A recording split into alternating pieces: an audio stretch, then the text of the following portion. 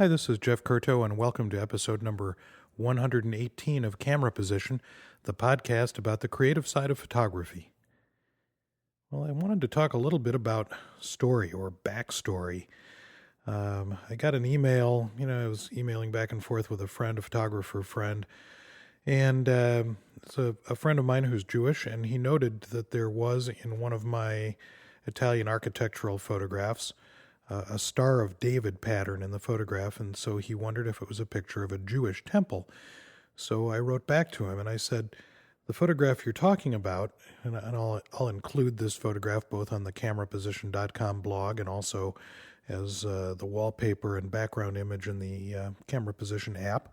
So I said, the photograph you're talking about is of a column on the front of the main cathedral in Orvieto in Umbria, in Italy. Orvieto was the summer residence of the Pope from the 11th to the middle of the 16th century, so the cathedral, or Duomo as it's called, was and is a very important Christian building. Most historians seem to think that the spiral column comes from an Old Testament description of the two columns, Boaz and Jachin, that were notable because they flanked the entrance to the Temple of Solomon in Jerusalem. So for that reason, the spiral column is often called a Solomonic column. So armed with that, it's not that big a stretch to imagine why and how a six-pointed star or hexagram or Star of David ends up being a decoration on the column. The star is actually correctly called the Shield of David, and of course is found in synagogue decoration worldwide, but the star is not exclusively a Jewish symbol and appears in Oriental, Islamic, and Christian art. The leaves on the column on the right side of the photograph are acanthus leaves, and acanthus, which isn't a real plant, is usually used to symbolize life, but also because the leaves are often depicted with thorns, are also sometimes used to refer to pain and suffering. So what I wanted to sort of convey here is that there is a backstory to most of the photographs, not all of the photographs that I make, but most of the photographs that I make. I can give some sort of a backstory like that to the image. And I think that there are two parts about that have some usefulness to us as image makers. One is that there is, in the act of making the images, a depth of understanding of the subject.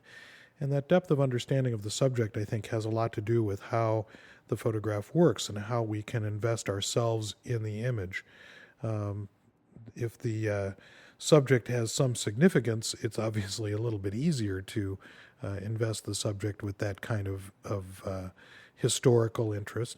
But even if the subject doesn't have that kind of powerful backstory or interesting historical backstory, there's usually some sort of story that comes along with the subject of the image. That story might be how you found it, what you were feeling like as you found it, what the significance of that subject might be in the context that you found it in, the place or the town or the society or the culture that you found it in. So that idea of having some sort of an anecdote about making a particular picture is a way to place the photograph in something that is a kind of a context of some sort, a context that places it in something more than just a picture of a thing, but a picture of a thing that has some relevance to you. And I think this goes along with my general ideas about photography that we've talked about before, about photographing subject matter that you know, photographing subject matter that you're engaged in, that you're interested in, and knowing that backstory, knowing a little bit about what it is that you're photographing something, not only something that you know, but something that you love, something that is interesting to you, that you're passionate about, and that you have knowledge about. And that knowledge can inform a more interesting photograph or a more interesting body of work of photographs. So begin to look for those kinds of things in the subjects that you're stalking and the subjects that you're pursuing for your photography, and begin to look at them in terms of their significance and what kind of story you can tell about the picture that you make. Thank you for joining me on this episode of Camera Position. I appreciate you being here, and I look forward to seeing you on the next episode of the podcast about the creative side of photography.